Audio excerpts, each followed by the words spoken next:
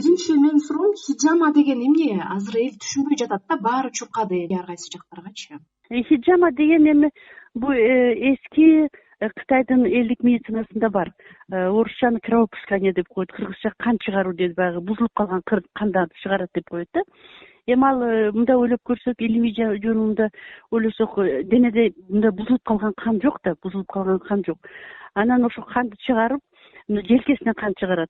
Ага дагы өзүнүн показаниялары бар да, бирок ошол элдик медицина болгону менен илгери эми баягы азыркыдай гепарин же дагы бир нерсе жок эле да, кан сууландырат деген пикир бар эле.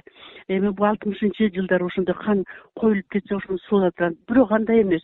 Биз мына эми Тибет медицинасынын илимий жолунда үйрөнгөнүбүз үчүн баягы эле каналдар да, денеде 12 канал бар. Ошол канал менен биздин чи деген энергиябыз кезип жүрөт ошондой. Эми бир да хирург операция жасаганда каналдарды көргөн эмес. Бирок биз ага ишенебиз. Мисалы үчүн мен ишенем, мен билем ал канал бар экен. Мисалы үчүн силер деле мындай кой сойгондо мындай карасаңар, мындай булчуңдардын арасында жел бар, жел. Билинер-билинбес. Ошол канал болуп эсептелет. Ал эми азыр уже тастыкталган. Бирок хиджама биринчиден азыр аябай опасно, аны жасаган дагы опасно. Жөнөкөй эле кээ бирөөлөр бир жылда 2 жолу, күздө же жазда 2 жолу алышат да. Ал эмес мага да келип жүрүшкөн. Бирок анын показаниясы таптакыр башка. Ковидке эч кандай, ковидтин эми себебин биз билип атпайбызбы? Себеби ал вирус. Эми алар ойлоп аткандыр да, баягы кан коюлуп калып атпайбы? Гепарин алынып атат, аспирин алып атат. Бирок бунун хиджаманын ага таасири жок.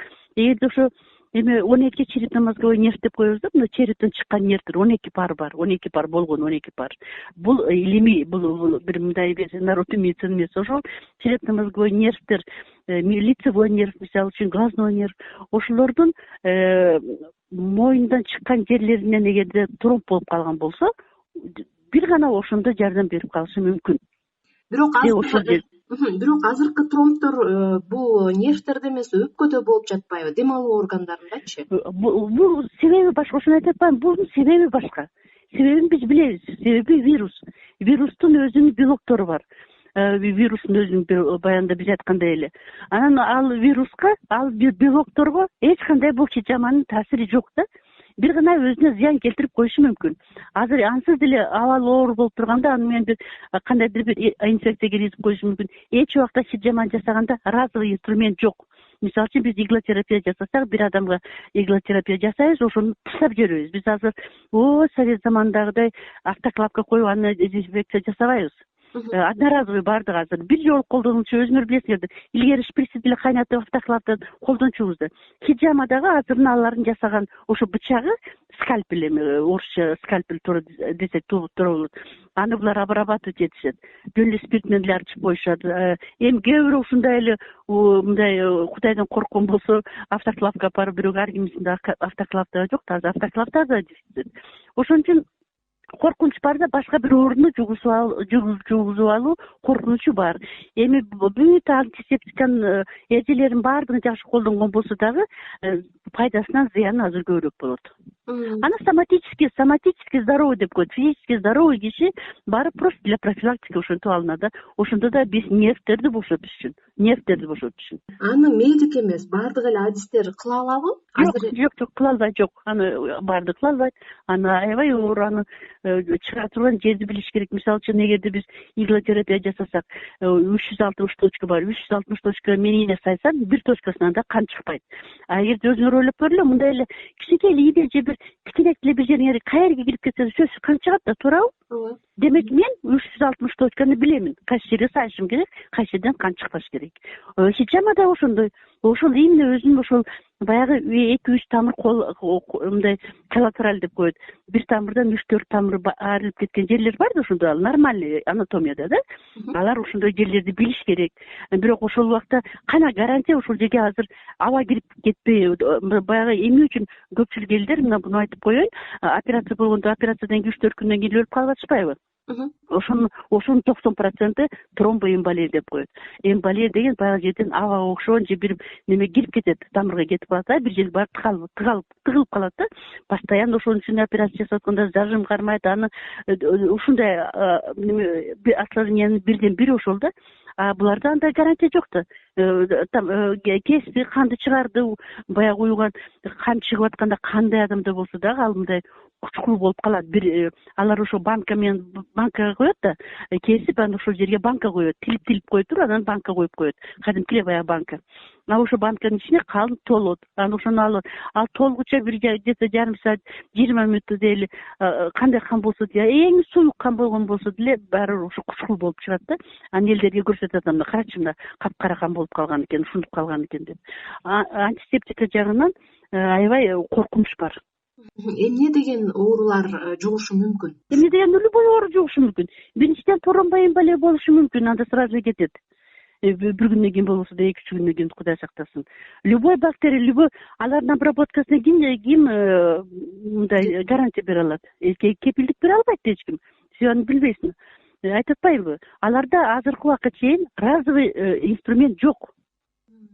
Бизде мына эми бир 20 жыл эле болду разовыйга өткөнүбүзгө. Мурун бизде эле иголканы автоклав бар эле да. Азыр автоклавдар жок. Эмне үчүн? Себеби инструменттердин бүт баардыгы азыр одноразовый. Буларда андай одноразовый жок. Анан азыр ушул ооругандардын көбү гепарин, антикоагулянттарды, антибиотиктерди сайып атпайбы? Анан параллелдүү түрдө ушул хиджаманы жасаса, мындай коркунучтуу жагы кандай болушу мүмкүн? Мисалы, адамдын ден соолугуна кандай таасир этиши мүмкүн? Ошол эле антикоагулянттар, антибиотиктер менен параллель кетсечи? Параллель кеткенде да бул канданда ал ошончолук суландырбайт. Ага караганда пиявка, хиджамага караганда пиявка жакшы суландырат. Себеби эмне үчүн? Пиявканын ичинде гепарин бар. Ошо гепаринди бизге берет канга. Түшүнүңөрбү? Баягы пиявка бар го, сөөлжан деп коет. Ошону жабыштырган жердин түкүрүгүндө бар да, гепарин баягы канды суландырат. Мына буну колдонсо болот, мисалы үчүн хиджамага. А хиджама эмне кылат? Жөн эле тилип канын алып атат. Каякта сулансын ал? Кантип сулансын? Кичине бир билими болгон киши ойлойт да аны. Эч кандай осложнениясынан башка эми жасаган баардык эле осложнение болот дегенден алысмы, бирок ушундай стерильный условия жасаган операция деле эми эгерде кесет, бул жерде кесилип атпайбы, кан чыгып атпайбы? Ошондой нерселерди биз только ультрафиолет менен, жок дегенде куф менен обеззараживать этип ошол процедура кабинет анан жасалат да мындай процедуралар. А булар кандай условияда жасалып атат, ким жасап атат? Биринчиден, экинчиден эч кимдин колунда, мисалы үчүн менин колумда иглотерапевт деген диплом болсо, аларда андай удостоверение да жок да. Алар мындай закон боюнча алардын тиешеси жок да, мындайга акысы жок аны жасаганына. Адамдын саламаттыгына деле мындай жоопкерчилик алып жүрө албайт да ал жасап жаткандар, туурабы? Жооп бере албайт. Себеби андай биздин медицинада аны уруксат берилген эмес. Туура, эми башка ыкмалар жок болгондо ошол 30-40 жылдары колдонуп келген биринчиден Кытайдан. Алардын ыкмасы таптакыр башка биздикилерге караганда. Зыяны башка. Эми этият болуш керек да. Ар ким өзүнүн ден соолугуна өзү кожоюн дегендей. Биз айтабыз, алардын иши, өздөрү тандайт. Азыр даяр гепарин болгондо эмне кыласыз? Хиджаманы жасатып. Биринчиден ал доказано эмес, что ал кан сууландырат деген. Андан көрө азыр сирень толтура өсүп атат. Ошонун жалбырагын ичсең күндө, чайдан деп, мынасагы гепарин, мынасагы хиджама. Ошо гепаринди табигый түрдө толтура турган кайсы азыктарды сунуштайт элеңиз? Сирендин жалбырагын ичиш керек, чай катары демдеп. Анан ива деп коет, сууга окшоп мындай мажримтал кыргызча. Ошонун жалбырактарын, анын кабыгын ичсе да болот. Булардын баары натуральный аспирин. Только ковидте эмес, любой учурда кайсы убакта ысман түшүрүш керекпи же нестероидный противовоспалительный ибупрофен деген дарыларды алыш керек. Ошолордун ордуна буларды кеңири колдонсо болот. Себеби булардын биологиялык актив составында ацетилсалициловая кислота, аспирин. Анан ошол кайра эле ошо элдик медицинага кайтып келсек, Кытайда деле бул COVID-19 менен катуу күрөш болбодубу?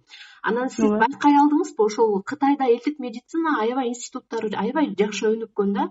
Ошо сиз окуган Тибет медицинасы деле ошол жактан келип атпайбы? Ошол COVID-19 дарылоодо элдик медицинаны Кытай айкалыштыра алдыбы, кадимки медицина?